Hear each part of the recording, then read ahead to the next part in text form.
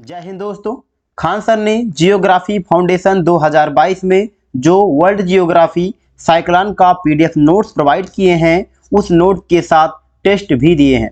यह टेस्ट बहुत इंपॉर्टेंट है क्योंकि ये सभी क्वेश्चन एग्जाम में पूछे गए क्वेश्चन है। इस टेस्ट में साइक्लोन से आपके एग्जाम में जितने भी क्वेश्चन पूछे जा सकते हैं, जैसे कि अगर साइक्लोन, क्लाउड एंड रेनफॉल से जितने भी क्वेश्चन आपके एग्जाम में पूछे जा सकते हैं, इस टेस्ट के माध्यम से कवर किया गया है। तो चलिए इस टेस्ट को स्टार्ट करते हैं। वीडियो स्टार्ट करने से पहले मैं आपको बता दूं, अगर अभी तक आपने इस टेस्ट पीडीएफ को डाउनलोड नहीं किया है तो डाउनलोड कर लीजिए। जैसे कि आप देख सकते हैं, पहले तो आपको इस पीडीएफ में नोट्स मिलेंगे, जो आपके साइक्लोन रिलेटेड जितने भी टॉपिक होंगे उसमें आपको नोट्स मिलेंगे। इसके अंदर नीचे आप स्क्रॉल करते हुए अगर आते हैं तो आपको वन लाइनर क्वेश्चन भी मिलेंगे। वन लाइनर क्वेश्चन के बाद में आपको दिया गया है ऑब्जेक्टिव क्वेश्चन, जिससे कि आपका जो टॉपिक है और अच्छे से मजबूत हो सके। तो चलिए मैं आपको एक बार और बता दे रहा हूं कि आपको पीडीएफ नोट्स को कैसे डाउनलोड करना है। तो सबसे पहले पीडीएफ नोट्स को यानी कि इस पीडीएफ को डाउनलोड करने के लिए सबसे पहले आपको अपने मोबाइल का क्रोम ब्राउजर ओपन कर लेंगे। इस वीडियो के डिस्क्रिप्शन में मैंने एक वेबसाइट का लिंक दे दिया है, उस पर आप क्लिक करेंगे और आप इस वेबसाइट पर आ जाएंगे। आने के बाद में आपको सबसे ऊपर 3 लाइन का ऑप्शन दिखेगा, इस पर क्लिक कीजिएगा एंड इसके बाद में Khan sir PDF note section पे आपको क्लिक करना होगा। जैसे ही आप इस पर क्लिक कर देते हैं, अब आपको चूज करना होगा कि आप कौन सा पीडीएफ डाउनलोड करना चाहते हैं, फाउंडेशन बैचेज या टारगेट बैच। तो अगर आप फाउंडेशन बैच यानी कि ये जो है आपका जियोग्राफी, ये आता है फाउंडेशन बैच के अंतर्गत, तो हम सर्वर 1 या सर्वर 2 पे क्लिक कर लेते हैं। क्लिक करने के बाद में अब आपको वो सब्जेक्ट चूज करना पड़ेगा जिस सब्जेक्ट का आप पीडीएफ नोट्स डाउनलोड करना चाहते हैं। जैसे कि जियोग्राफी, हिस्ट्री, बायोलॉजी, इसके बाद में केमिस्ट्री, फिजिक्स। अब हमको ढूंढना है जियोग्राफी। तो देख सकते हैं वर्ल्ड मैप एंड यहाँ पर है geography foundation 2022 PDF notes download section. इस पे आपको सिंपली क्लिक कर देना होगा। अब देख सकते हैं आपके सामने जितने भी जियोग्राफी के अभी तक पीडीएफ आ चुके हैं, आपको यहाँ देखने के लिए मिल जाएगा। 8 नंबर पर आप देख सकते हैं कि cyclone with test PDF available है, आपको इस पे क्लिक कर लेना है। जैसे ही आप इस पे क्लिक कर लेते हैं, आपके सामने पीडीएफ ओपन हो जाएगा। ओपन होने के बाद में अगर आप इस पीडीएफ को किसी सिस्टम यानी लैपटॉप में खोल रहे हैं, तो आपको इस ऊपर जो आपको डाउनलोड का ऑप्शन दिखता है, इस पे क्लिक करेंगे तो ये डाउनलोड होगा, आपके मोबाइल में सेव हो जाएगा यानी आपके सिस्टम में सेव हो जाएगा। लेकिन अगर आप इस पीडीएफ को मोबाइल में ओपन कर रहे हैं तो आपको 3 डॉट का ऑप्शन दिखेगा खोलने के बाद में, उसके पे आपको क्लिक करेंगे तो आपको बहुत सारे ऑप्शन मिलेंगे डाउनलोड करने का, प्रिंट करने का, शेयर करने का, कॉपी करने का। तो वहां पे क्लिक करके आप अपने मोबाइल में इसको सेव कर सकते हैं। तो ये था तरीका, जैसे कि आप इस पीडीएफ को डाउनलोड कर लीजिए। पीडीएफ डाउनलोड इसलिए मैं बता रहा हूं ताकि आप सबसे पहले इस टेस्ट को खुद कीजिए और आप देखिए आपको कितना क्वेश्चन आप कर पा रहे हैं, इसके बाद में आपको आंसर को मिलाना होगा। तो चलिए अब हम टेस्ट को स्टार्ट करते हैं। देख सकते हैं कि पहला क्वेश्चन क्या है। तो पहला क्वेश्चन जो आपका है जियोग्राफी का, वो है कि संयुक्त, ये एक चीज बता दूं, ये जियोग्राफी का वर्ल्ड जियोग्राफी का है। तो इसमें सबसे पहले स्टार्टिंग क्वेश्चन है कि संयुक्त राज्य अमेरिका में निम्नलिखित में से किस क्षेत्र का टारनेडो एली कहा जाता है। पहले बात तो हम इसको मार्कर ऑन कर लेते हैं क्योंकि हम मार्कर ऑन करना भूल चुके हैं। तो ठीक है, इसको हम मार्कर ऑन करने के बाद में ही टेस्ट को स्टार्ट करते हैं। तो हम लोगों ने इसको मार्कर ऑन कर लिया। अब देखते हैं पहला क्वेश्चन क्या है। तो पहला है कि संयुक्त राज्य अमेरिका में निम्नलिखित में से किस क्षेत्र का टारनेडो एली कहा जाता है। किस क्षेत्र को कहा जाता है ये आपको बताना है। तो कहा जाता है मिसिसिपी मिसोर घाटी के टेक्सास को। किसको? मिसिसिपी मैदान इसमें ऑप्शन में है, तो आपको यही लगा देना है। वैसे अगर ऑप्शन ऐसा भी आ सकता है मिसिसिपी मिजोर घाटी के टेक्सास, तो ये भी आपका राइट आंसर हो जाएगा। एक चीज आप देख पा रहे होंगे कि जो क्वेश्चन जिस एग्जाम में पूछे गए क्वेश्चन है वो नीचे लिखा भी गया है। जैसे कि ये क्वेश्चन आपको देख सकते हैं प्री 2005 में पूछा गया क्वेश्चन है। अगले क्वेश्चन पर आते हैं। क्वेश्चन नंबर आपका दूसरा है जिसमें आपको कथन और कारण दिए हैं, इसमें से आपको आंसर को सही बताना है। तो पहला कथन है कि पृष्ठीय वायु चक्रवात के केंद्र के ऊपर अभ्यंतर कुंडलित होती है। बिल्कुल सही है, बिल्कुल आपका कथन जो होगा बिल्कुल सही हो जाएगा। इसके बाद में है कारण कि हवा चक्रवात के केंद्रों में आरोहित होती है।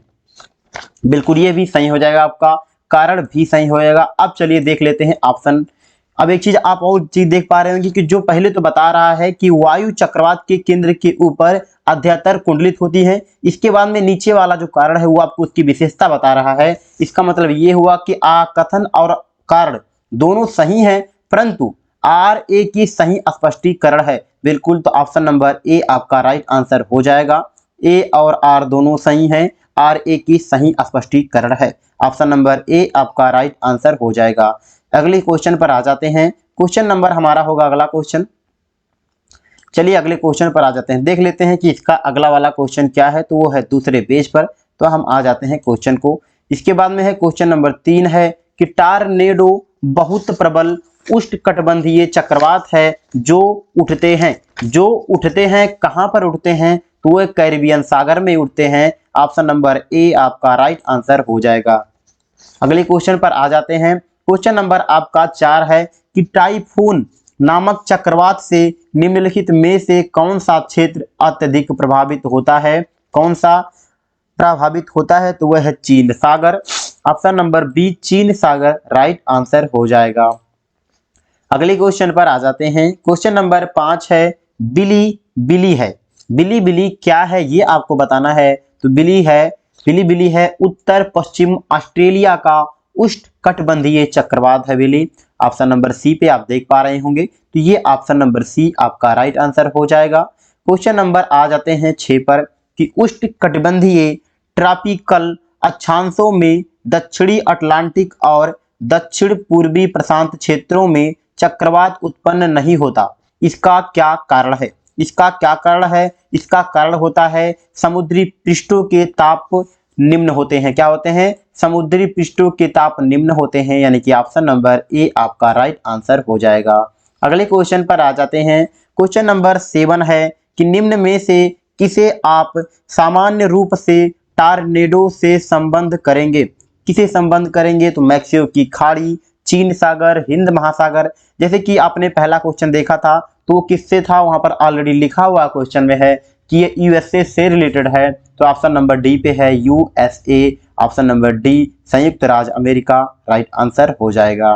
क्वेश्चन नंबर है 8 है कि चक्रवात के दिए गए रेखाचित्र में ए, बी, सी और डी से अंकित क्षेत्रों में से किस एक में भारी मूसलाधार अल्पकालिक तड़ित झंझायुक्त वर्षा होती है।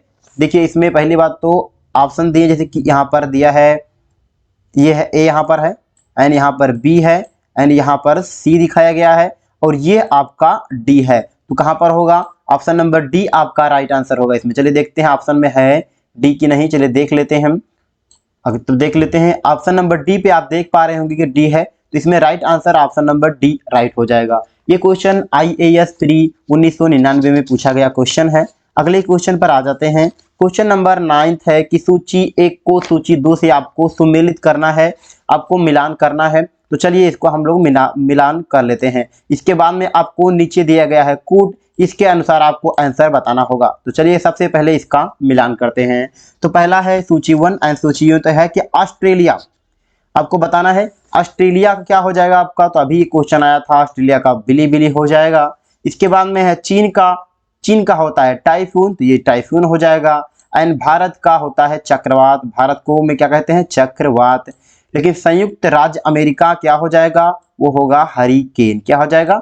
हरिकेन। यानी कि ए का मिलेगा 2 से, एंड बी का 3 से, एंड सी का 4 से, एंड डी का 1 से मिलेगा। यानी कि राइट आंसर आपका जो होगा वो होगा 2, 3, 4, 1। 2, 3, 4, 1 ऑप्शन नंबर बी पे है, तो ऑप्शन नंबर बी आपका राइट आंसर हो जाएगा। अगले क्वेश्चन पर आ जाते हैं।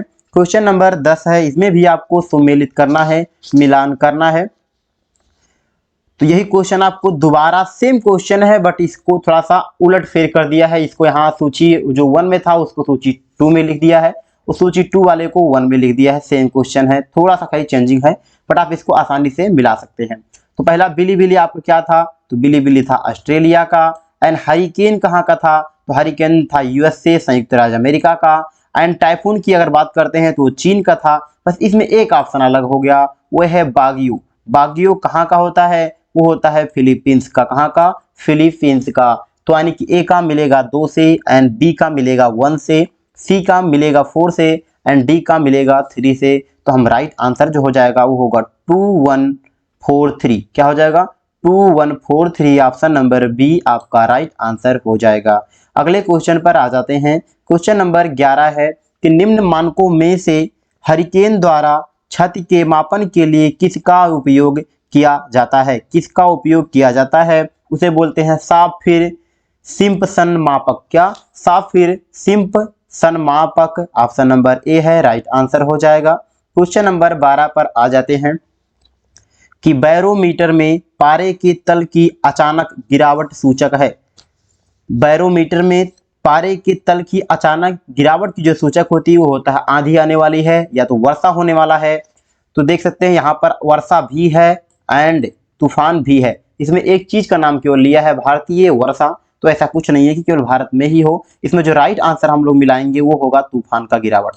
यानी कि अगर बैरोमीटर के पारे का तल नीचे गिर रहा है मतलब तूफान आने का संकेत है। ऑप्शन नंबर बी आपका इसमें राइट आंसर हो जाएगा। ये देख सकते हैं ये है वेबसाइट जहां से आप आसानी से पीडीएफ को डाउनलोड कर पाएंगे एंड वीडियो भी आपको फ्री में देखने को मिल जाएंगे।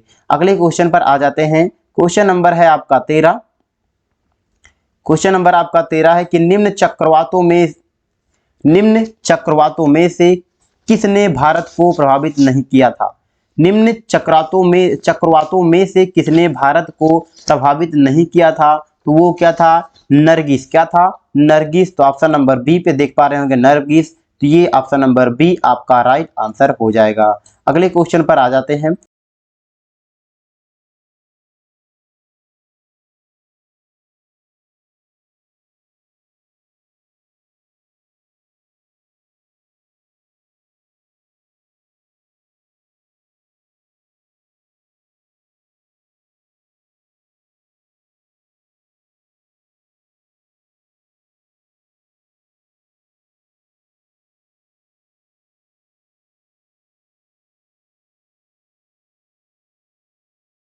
क्वेश्चन नंबर 14 है कि सूची 1 को सूची 2 से सुमेलित कीजिए तथा सूचियों के नीचे दिए गए कूट से सही उत्तर की जांच कीजिए। आपको यह बताना है कि जो इसमें दिया गया है कि उष्णकटिबंधीय चक्रवात के विभिन्न नाम दिए गए हैं और वो किस देश से संबंधित है ये आपको बताना है।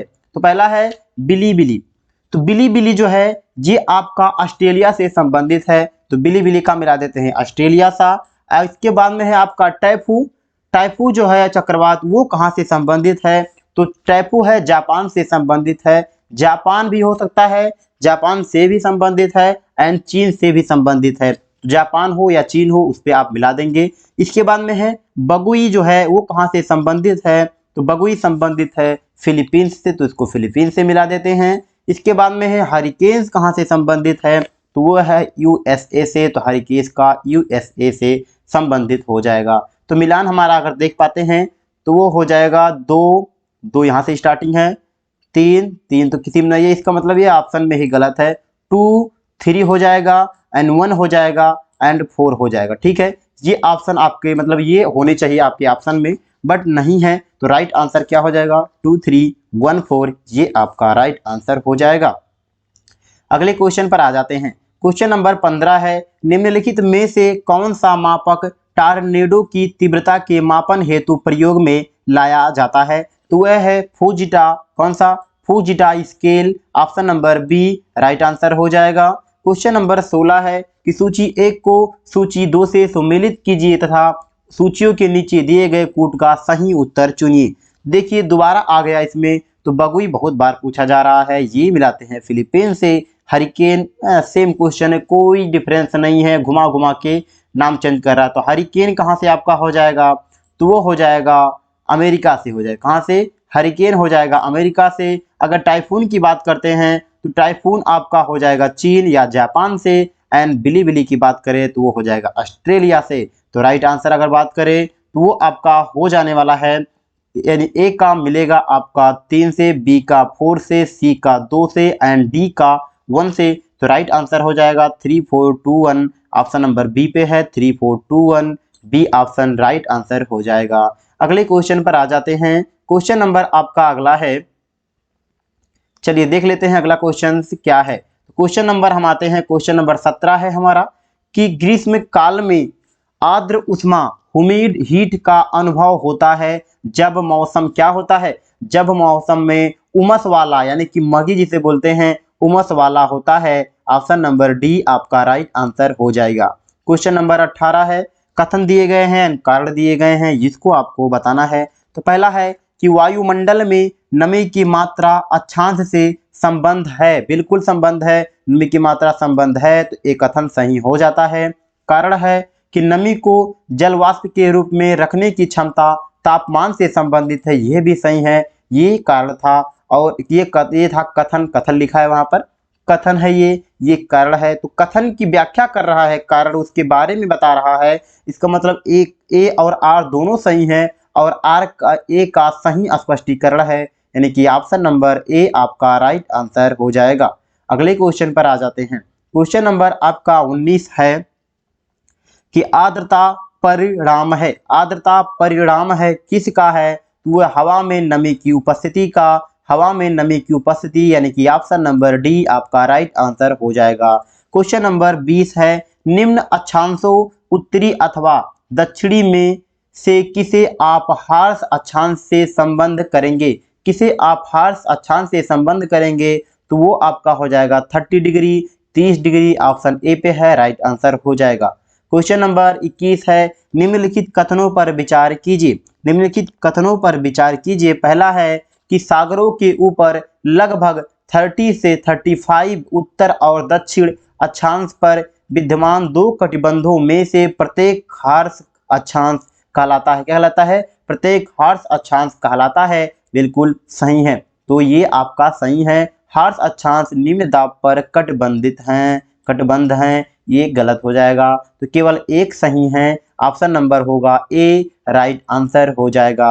अगले क्वेश्चन पर आ जाते हैं। क्वेश्चन नंबर है आपका 22 नंबर क्वेश्चन। चलिए देख लेते हैं। ये वेबसाइट है जहां से आप खान सर के सभी सब्जेक्ट का पीडीएफ आसानी से डाउनलोड कर पाएंगे, चाहे वो नोट्स हो चाहे टेस्ट हो, और इसी वेबसाइट से आपको वीडियो भी फ्री में देखने को मिल जाएंगे। अगर आप वेबसाइट पे जाएंगे, थ्री लाइन पे क्लिक करेंगे एंड आपको चूज करना होगा खान सर वीडियो प्लेलिस्ट, उसमें आपको यूट्यूब के माध्यम से सारे क्लास फ्री में देखने को मिल जाएंगे। तो चलिए क्वेश्चन नंबर आ जाते हैं 22 पे।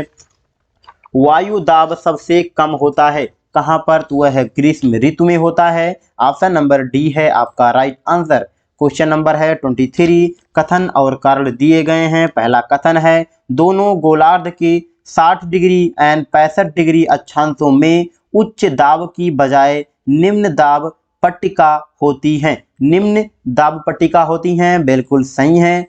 इसके बाद में कारण है, निम्न दाब क्षेत्र भूमि पर नहीं बल्कि सागरों पर अस्थायी होते हैं, अस्थायी होते हैं, तो ये आपका क्या हो जाएगा, ये गलत हो जाएगा, यानी कि ए सही है परंतु आर गलत है। तो ऑप्शन आता है हमारा सी, ए सही परंतु आर गलत, ऑप्शन सी राइट आंसर हो जाएगा। क्वेश्चन नंबर 24 है, सर्वाधिक ऊंचाई के बादल हैं, कौन से हैं, तो वह है पच्छाव स्तरी, कौन से, पच्छाव स्तरी, ऑप्शन डी राइट आंसर हो जाएगा। क्वेश्चन नंबर 25 है, निम्नलिखित जलवायु और भूगोल विषयक तथ्यों पर विचार कीजिए, भूगोल विषयक तथ्यों पर विचार कीजिए। तो क्या होगा, पहला देखिए इसमें संघनन की अगर बात करें तो बिल्कुल सही हो जाता है, उच्चतम एवं आर्द्रता भी सही हो जाता है, पर्वत विज्ञान ये गलत हो जाता है, एंड ऊर्ध्वाधर हवा की बात करें तो यह भी सही हो जाता है।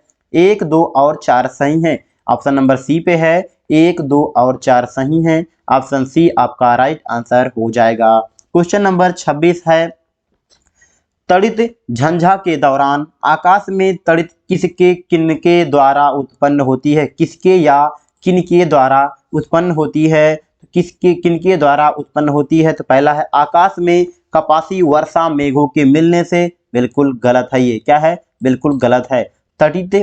तटित से जो वर्षा मेघों को पृथक करती है, यह भी बिल्कुल गलत हो जाएगा। हवा और जल कणों के ऊपर की ओर तीव्र चलन से, ये भी आपका गलत हो जाएगा। चलिए देखते हैं और कोई ऑप्शन है या सभी गलत हो जा रहे हैं। तो चलिए देखते हैं, अब ऑप्शन में डी ऑप्शन शायद बचा हुआ है। और अच्छा, इसमें आपको कूट, इसमें नीचे दिया गया कि कूट से आपको बताना है क्या सही है क्या नहीं। तो हमने देख लिया कि तीनों के तीनों गलत हो गए आपके, 1, 2, 3 सब गलत हो गए। तो ऑप्शन नंबर ए, बी, सी नहीं हो सकता। डी पे क्या है, उपर्युक्त में से कोई भी तटित उत्पादित नहीं करता, क्या उपर्युक्त में से कोई भी तटित उत्पादित नहीं करता? ऑप्शन डी ही आपका राइट आंसर हो जाएगा। क्वेश्चन नंबर आपका 27 है, निम्नलिखित में से किसके संदर्भ में कुछ वैज्ञानिक पश्चाभ मेघ विरलन तकनीक एवं समतापमंडल में सल्फेट वायु विलय अंतः क्षेपण के उपयोग का सुझाव देते हैं? तो कौन सा सही होगा ये आपको बताना है। ऑप्शन नंबर डी पे एक चीज है, भूमंडलीय तापन को कम करने के लिए, क्या करने के लिए? भूमंडलीय तापन को कम करने के लिए। ऑप्शन नंबर डी ही आपका राइट आंसर हो जाएगा।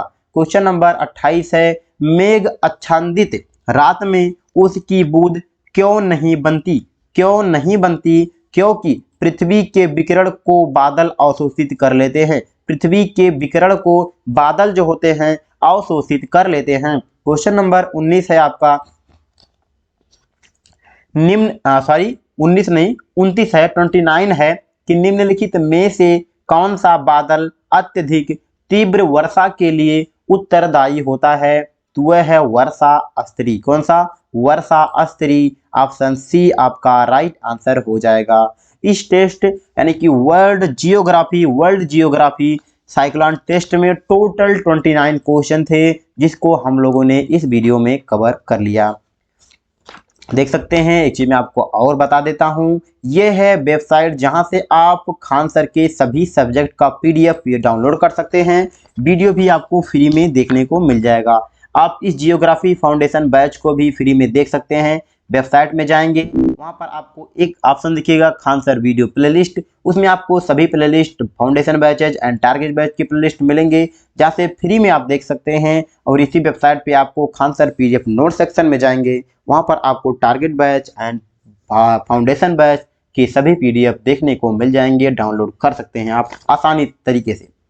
अगर आपको वीडियो पसंद आया है तो वीडियो को लाइक कीजिए, चैनल को सब्सक्राइब कर लीजिए और बेल आइकन को तो जरूर दबा ले, ताकि जैसे ही मैं कोई वीडियो अपलोड करूं, अगला वीडियो अपलोड करूं, आपके पास सबसे पहले नोटिफिकेशन पहुंच जाए।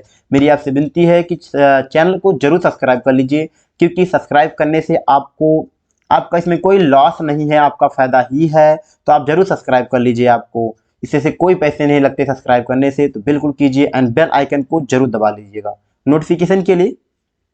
चलिए मिलते हैं किसी अन्य वीडियो में।